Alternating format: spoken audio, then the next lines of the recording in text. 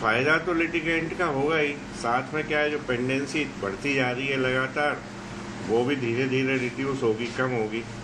और जिन केसों को, उन केसों को डायरेक्शन दिया है और हमारे जो चीफ जस्टिस साहब हैं कि जो मामले में अंतिम बहस होनी बाकी है, केवल फैसला होना बाकी है, उन मामलों की सुनवाई के लिए।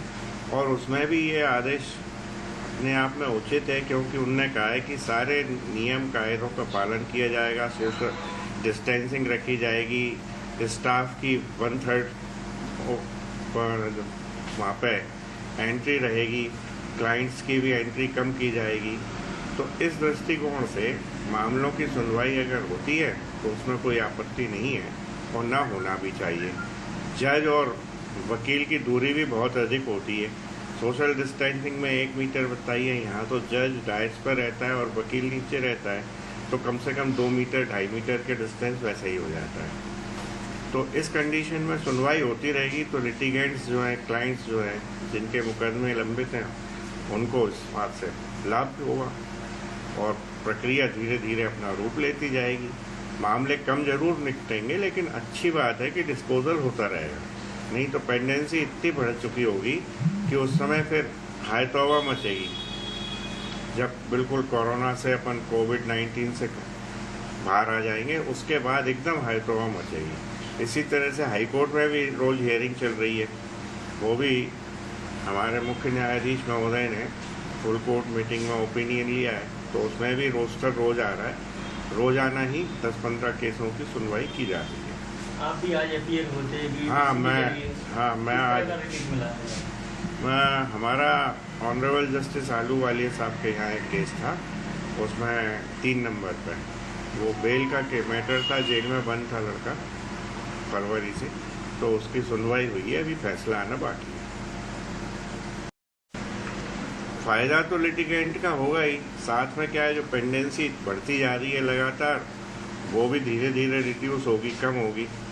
और जिन केसों को, उन केसों को डायरेक्शन दिया है और हमारे जो चीफ जस्टिस साहब हैं कि जो मामले में अंतिम बहस होनी बाकी है, केवल फैसला होना बाकी है, उन मामलों की सुनवाई के लिए।